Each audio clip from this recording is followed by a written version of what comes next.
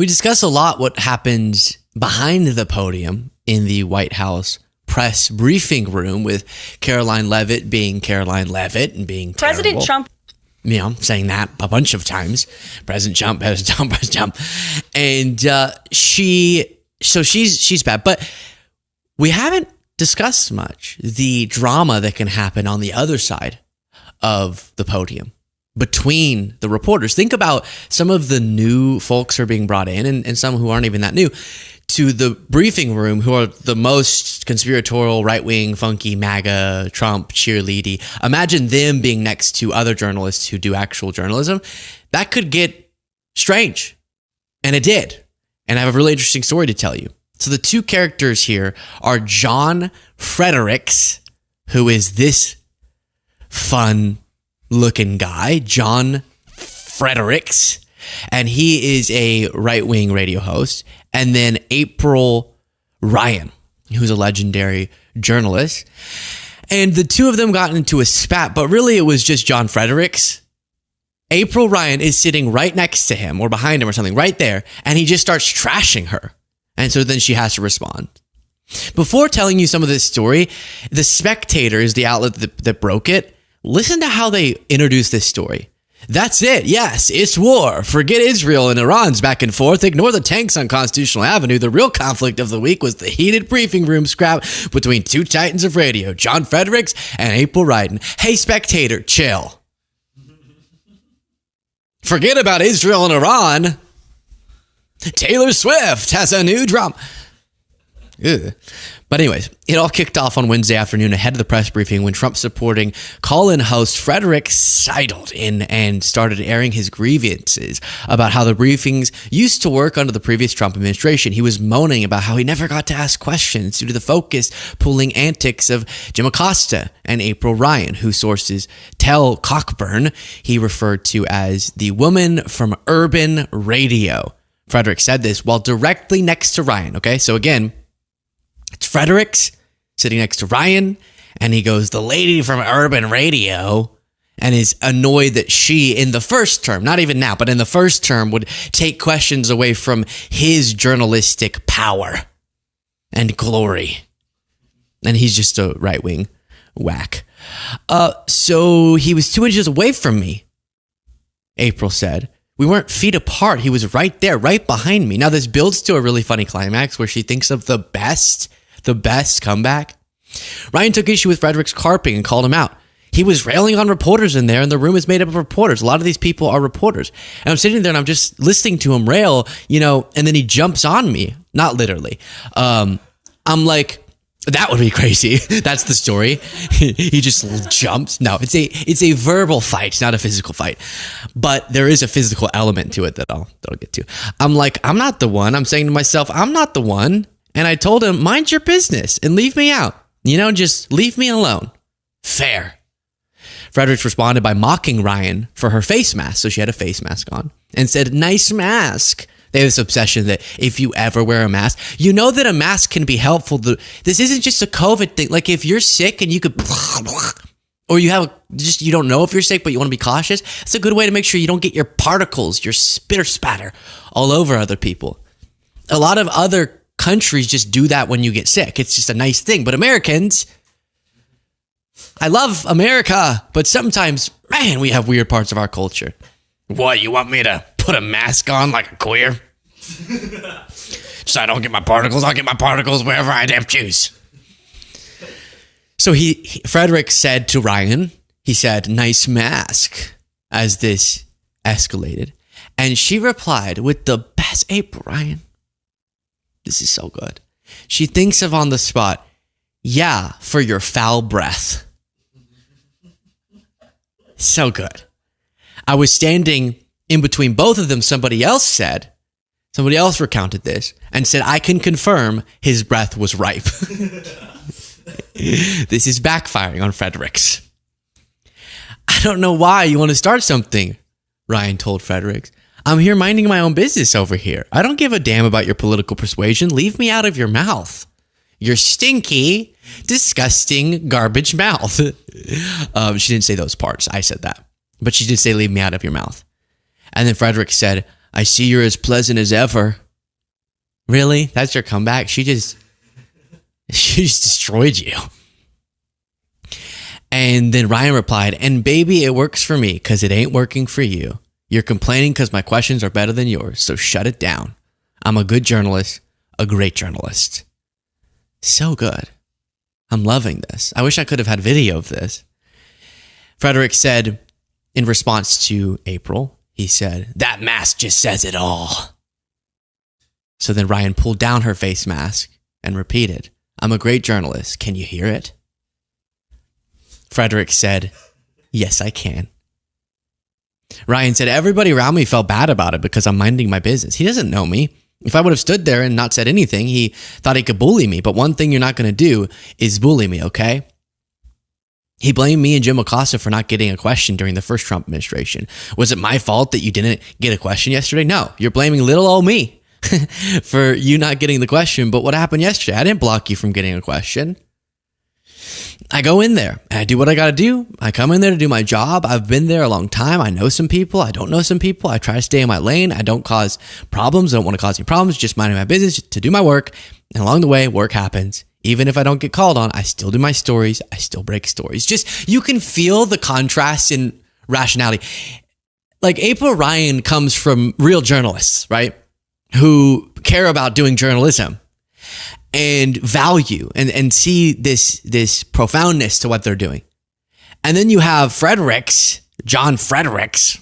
Let's get him back on the screen. You have John Fredericks, who is just sort of a cheerleader for a side, who is seeing this a little bit more as a sport, as a game. See, what are you doing with a mask on, right? And don't do that, Jaden. Jaden was about to prep something very mean. And so John Fredericks, I'm sorry, that's such a teaser. I'm not going to show you what he was doing. Please do click the subscribe button, by the way, as we continue through this. If you feel bad that I have to deal with Jaden's, no, Jaden's amazing. So he's kind of bringing in this level of hostility and anger. And she's thinking, I don't care about your political persuasion. We're all here to do our work. Let's do our work. Let's respect each other. Ryan has been covering the White House since the late 90s and was the National Association of Black Journalists Journalist of the Year in 2017. But she didn't see the incident as a clash between old and new media. She's saying, I don't have a problem with new media. A lot of new media has bigger audiences than we do, so I respect that. But it's more about respect. Ryan's not the only journalist to take issue with Fredericks. He always pushes into the groups of reporters who've waited for over an hour and then takes good spots and won't leave, and then flatters and compliments the female ones aggressively. John Fredericks trying to make something happen with the female reporters while he's barging into those situations. Take a step back, John. Your breath is stinky. Now, about this whole stinky breath thing that she brought up, I really don't believe in like sending people to Guantanamo Bay without due process. And we've had just some of the worst moments in history abusing things like that. Or that El Salvador in prison, there's huge human rights abuses going on and people being sent without due process. But I would send people with bad breath there. I would personally, what's like a torture thing? Like, you know, you see in the TV shows, they get a little thing and they rip out people's fingernails. I would do that myself to the people with bad breath. Who? Do you can smell it. There are times and people get all up in your face and speak to you. Unless, okay, someone's going to go, Luke, I have like a medical thing that, okay, not you. Stop. I'm not being serious. But God, you're just trying to have a conversation. All of a sudden, a dead rat goes up your nose. Can we not? And the weird thing is that sometimes it feels like, you know, when people get way too close to you. Oh, yeah, it's so good to be with you today. Oh, and you're kind of backing away, but then they keep getting closer. Oh, is that right? Oh, how's your mom? Okay. Why is it always those people who, not always, but sometimes, who have the worst breath? who are willing to get so close to you. Just smell it. There's all sorts of mints and gums, and so life sentence for those folks. But in other news, the MAGA rapper Forgiato Blow, with like a sort of cute angel filter on, which is kind of funny. He has like one of those filters that takes away all your blemishes and gives you sparkly eyes. I can't play this, I think, because it has copyrighted music, but he did this video kind of looking at the camera, cutesy, his eyes glistening because of the beauty filter, with a MAGA hat on. And the text on screen is, "Thank you, Gavin Newsom, for allowing the world to see the chaos that criminal illegal aliens brought to California.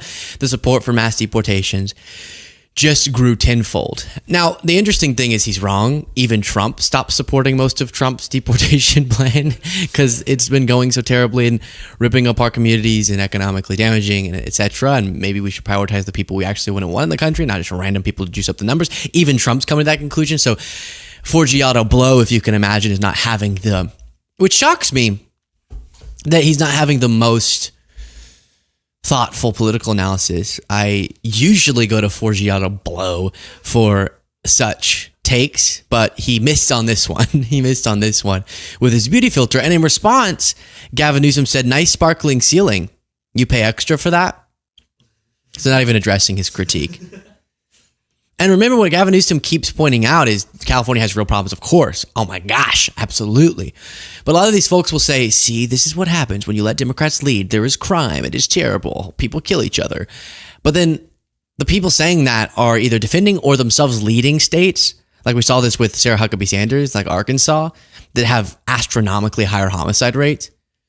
Some of the highest in the countries. But that is where I'll leave this one. Share your thoughts in the comments. Every time we warn about Trump's authoritarian threats, the right calls it media hysteria, Trump derangement syndrome, and that can honestly get kind of bizarrely confusing. And then you remember, no, he talks openly about ignoring the Constitution, staying in power past his term, violates court orders, goes after his enemies, attacks media outlets just for speaking out against them. The terrifying part is, though, when you're not actively questioning where your news comes from, that kind of dishonest rhetoric can start to feel normal. The partisan spin, the legal gaslighting, and how some outlets just straight up ignore major stories that they should be talking about. And that's why I'm bringing to you one of my rare sponsors. Y'all know I barely do sponsorships, but this is one I really believe in, Ground News. Ground News is the only app and website that actually lets you instantly compare how a story is being reported across the political spectrum. If you want to know how many outlets are covering a story, that's what Ground News is. Coverage details shows you.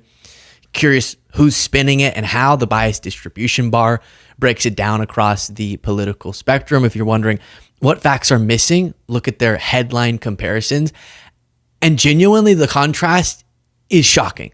It's bizarre to see across the political spectrum how different the exact same event is being covered. And then I love the feature, the blind spot feed. It shows you the stories that one side of the spectrum is ignoring completely. And just one scroll, you'll see how many neutral outlets are actually leaning in one direction or the other. Democracy can't function without a well-informed public, and Ground News helps you break out of that algorithmic echo chamber. Now let's take a specific example. This headline: Qatar signs $200 billion deal to buy jets from Boeing during Trump visit. You can look at the coverage details. Total news sources 277. You can see how many left-leaning, how many right-leaning, how many center. It is identifying the bias distribution as 49% center. And then you can click around and see left-wing outlets. What are they talking about in relation to this, etc. And again, Ground News gives so much valuable information, which is why I've been personally using the Vantage plan. And it's become a smarter, faster way to fact check headlines and keep perspective. If you're watching this show, I hope that you want that deeper context. And this is the tool that truly helps you get it. And because I want all of you to have access to that, I got the viewers an exclusive 40% off the Vantage plan. It's just $5 a month for full access. Just go to groundnews.com/Beasley or scan the QR code on screen. If you care about where this country's heading, be a part of the mission to make reliable information easier to access, which is exactly what Ground News does. Don't just consume headlines, understand them. Check out Ground News today.